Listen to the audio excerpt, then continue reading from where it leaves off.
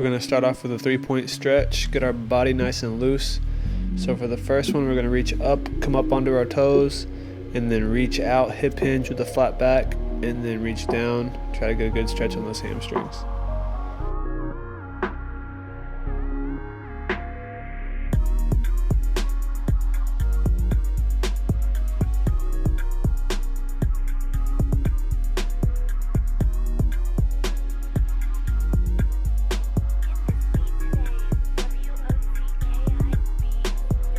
Now we're going to do a single leg warm up. So the balancing leg is working on foot and ankle stability while we're warming up the other leg.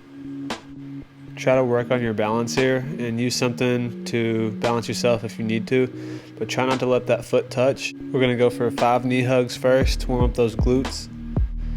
Then we're going to go straight into 5 quad stretches on the same leg with a reach. As you reach, that balancing leg knee should be slightly bent and hip hinge forward. So as you hinge forward, you should feel a good stretch in that balancing leg hamstring.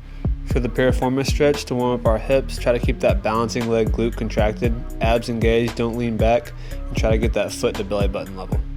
This one's good for hamstring mobility right here. Good way to warm up these hamstrings dynamically. So you want to clasp your hands behind that back of your thigh. Make sure you dorsiflex that foot, so pulling your toes towards you. And then the closer your thigh is to your body, the more stretch you're going to feel. But as you straighten that leg, try to squeeze your quads every rep and try to get more and more out of that hamstring each rep. Now we're going to focus on opening those hips, trying to get some warmth in there before we get into any heavy squatting or hip hinging movements in the workout. So we want to focus on keeping your back flat and then try to get that knee all the way opened up as much as you can, or as much range of motion as you have available to you.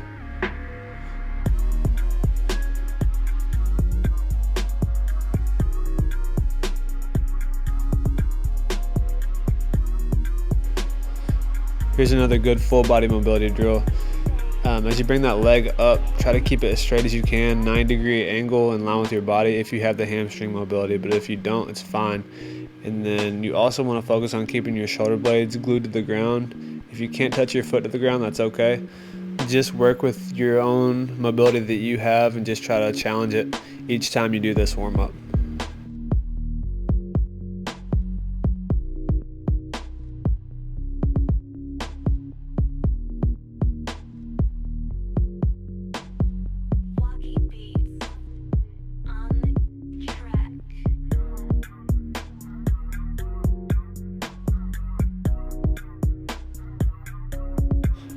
This next one is to get our glutes nice and active and firing properly.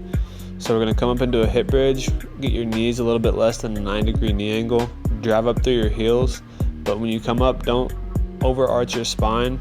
You want to tuck your pelvic girdle up, so posteriorly pelvic tilt, that way we can fully engage our glutes. The overhead reach adds a good rotational component to our spine, waking up our core, and then also allows us to open up our lat. As you reach up with the right arm, you're going to drive through the ground mostly with that right foot and roll over under your left shoulder. So when you reach up with the left, most of that weight's in that left foot, roll over onto your right shoulder, and then repeat. Try to keep those glutes contracted the whole time you're in that reach, and then reset each rep. If you find it too hard to do the overhead reach, just do a regular hip bridge.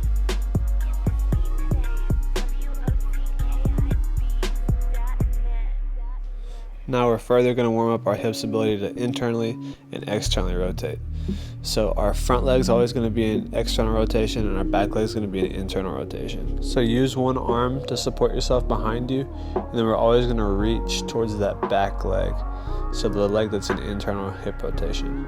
And then after you reach back, you're going to reach towards that front leg and stretch, get a good stretch on that QL, or that lower back muscle. As we switch legs, try to keep your spine vertical or your torso angle perpendicular with the ground, and then try not to let your lower back sag, so keep your core engaged as we switch between legs and then as we do the overhead reach. The main thing here is we're not trying to force range of motion, we're just trying to challenge it slightly and open up our hips. Now we're going to warm up more specifically for the squat here. So when you're in the bottom position, use your forearms to push those knees out to open up your hips. Make sure you're keeping your lower back flat the whole time you're in the squat. You don't have to get as low as I am here, but if you can, that's awesome. Just work on what range of motion you have available to you. And then we're going to stand up, get a good stretch on those hamstrings, walk it out, and then we're getting an isometric hold on those quads and your knees as we rotate. Then we're going to walk it back into that low squat position and just repeat.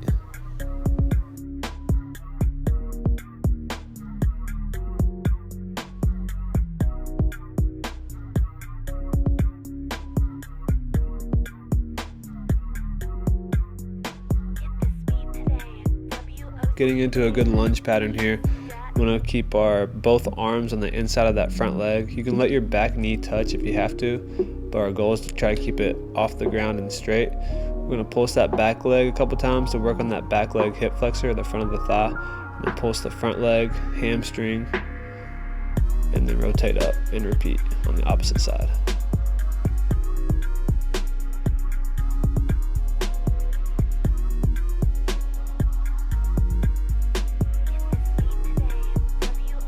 Just to make sure we're warmed up really well, we want to get these adductors or our groin nice and loose.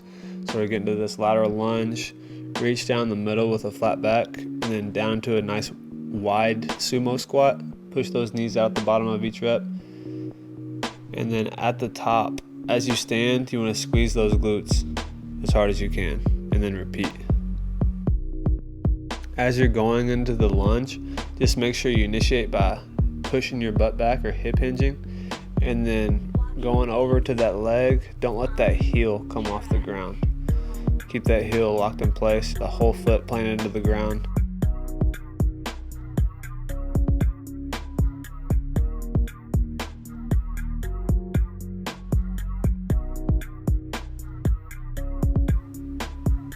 Rounding your spine here isn't inherently bad, but during the warm-up we want to try to focus on keeping our spine straight and neutral. That way we're ingraining the proper motor pattern, so when we get into our main lift we reduce our chance of injury.